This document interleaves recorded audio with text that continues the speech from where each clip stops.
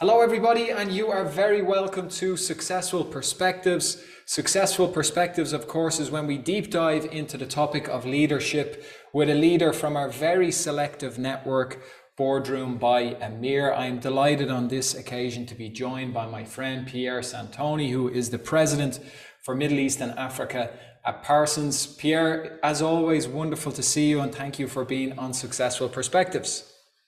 Thanks, Trevor. Good morning, everybody. Good day, everybody, whichever time of the day you watch this. Thanks for the opportunity.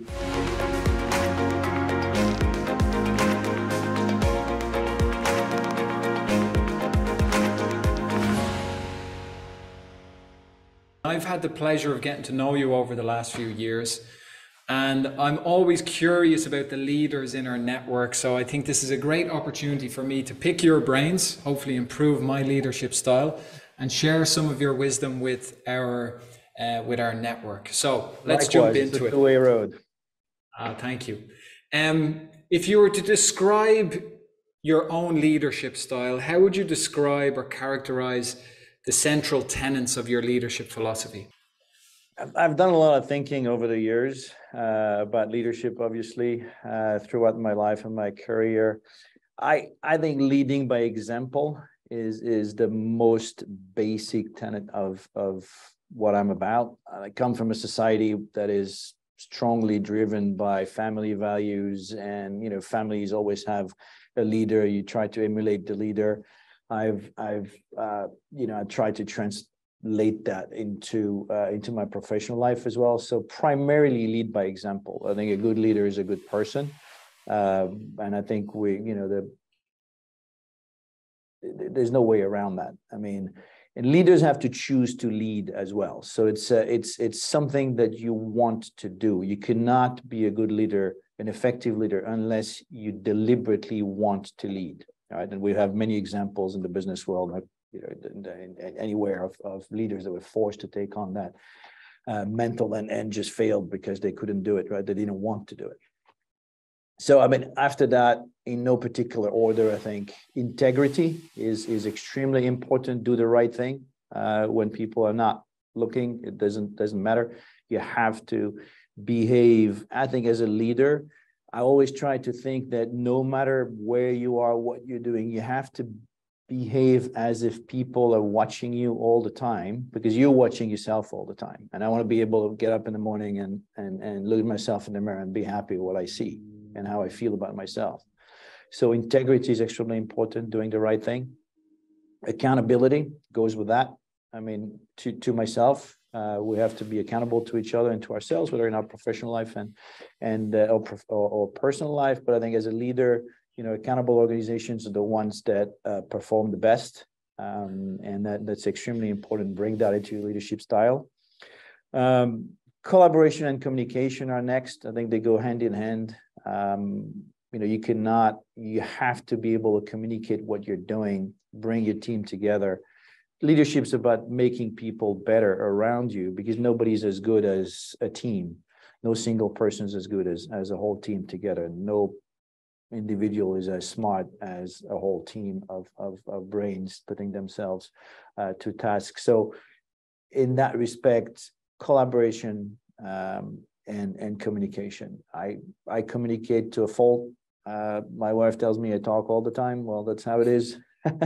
You have to be able to express how you feel. I think honesty is an important trait. Goes with integrity and accountability. And then, of course, drive. I mean, we're business leaders. We have to be driven to achieve results. I don't think anybody could be an effective leader unless they have that inner drive to achieve things, and that's extremely important. I think people who know me, they realize that about me quite quickly. I love that, and I love this simple principle, Pierre, at the beginning of your answer. I think a lot of people miss this. We distinguish between a great leader and a great person. First and foremost, you're right. It should most certainly be that you're a good person, and that translates into your career, translates into your leadership style. Do you get a chance often to reflect about your philosophy, or How do you measure success in those kind of terms? Pretty much every day, in a sense. I mean, you just think about how, as leaders, our business leaders, we work with teams, and we're placed in situations every single day where we have to challenge ourselves. We have to always question what we're doing, and it's a continuous improvement process, I think, as a leader as well, but as a company too. So, but there are sort of milestones during which, at which points I kind of think, all right, well, career points, where you want to do something else. You start thinking about, what can I do differently? How can I improve? What do I really need to work on to be more effective and to reach that position that I'm trying to get into? And, with milestones, birthdays, and, New Year's and things like this, where you try to take up resolutions and what you want to do going forward. I mean, but ideally, it should really be every day. It should be a continuous process. Now, I'm always curious about our members, because, our network has very influential people in our network. And therefore, by virtue of that, they've risen to top positions within all different types of organizations and in life more broadly. And I'm always curious about whether they were a natural leader, and their definition even of what a natural leader is now. And I always like to try and guess. Like, knowing you a little bit, I would guess that, and I'm always hoping in a way sometimes I'm wrong, because I think it offers an insight into how we perceive people. Mm-hmm. If I were to guess, I would guess that you would have considered yourself a natural leader, right? Since you were probably young, playing sports, whatever it is, you had those whatever characteristics we seem to define ourselves as leaders. Is that true? Would you consider yourself a natural leader, or was it something that you had to develop and work on and grow into that position?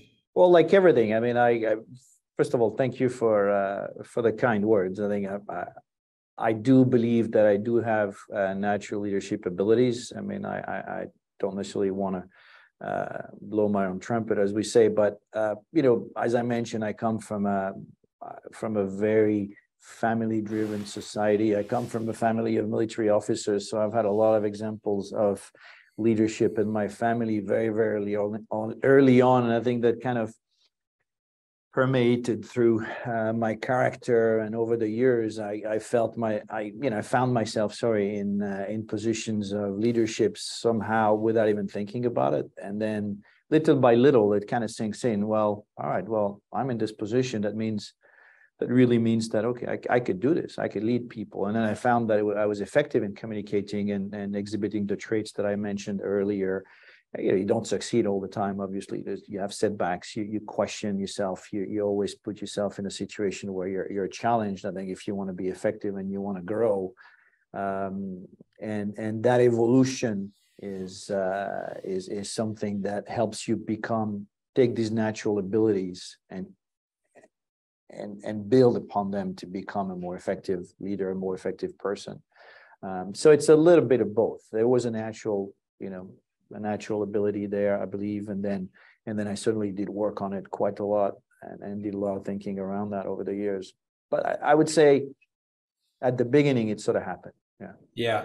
So as always, there's some kind of evolution there. Do you feel the very essence of what leadership is also evolving? Maybe 20, 30 years ago, the emphasis was not solely, but very much focused on the profitability and the financial sustainability of a business. And of course, that has to be the case for a business to succeed and continue to have an impact. But now the responsibility of leader and leadership is shifting in terms of creating culture and focus on people and the impact on society more broadly. What's your take on that definition of what modern leadership is today? Really, absolutely. I mean, you think about, the sort of dictatorships type leaders, dictators, that is a style that I don't think was ever effective. I think you can't lead by fear.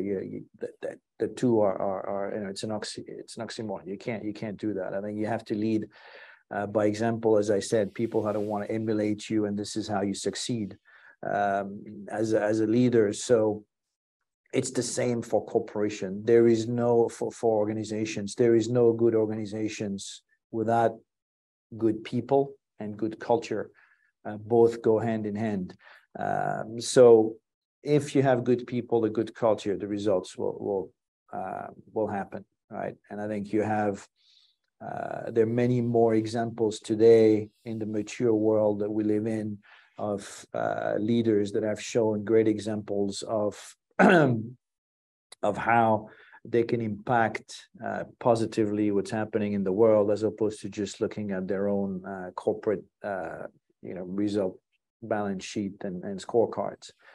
So yes, I mean, we've seen great evolution over the years. I think it's all sinking in at the moment that, the world is changing. We're on the cusp of, tremendous disruption. And, thank you for bringing inspirational speakers to the EMIR gatherings. I think we've all really, really enjoyed that, speaking to all the people in the room, that drive that kind of thinking, into the audience and into us. And it really makes you reflect upon what you want to do and what you should be doing as a company as well as an organization. So it is evolving, but it's evolving for the best, I think. One last question, Pierre, before we move on to have a little bit of fun with our rapid fire round.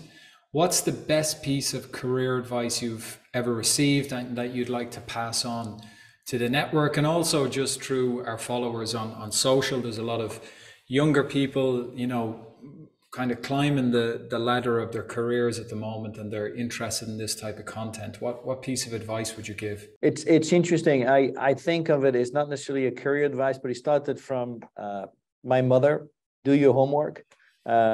But it's extremely important. Be prepared. I think in a business life, in a professional life, put in the work.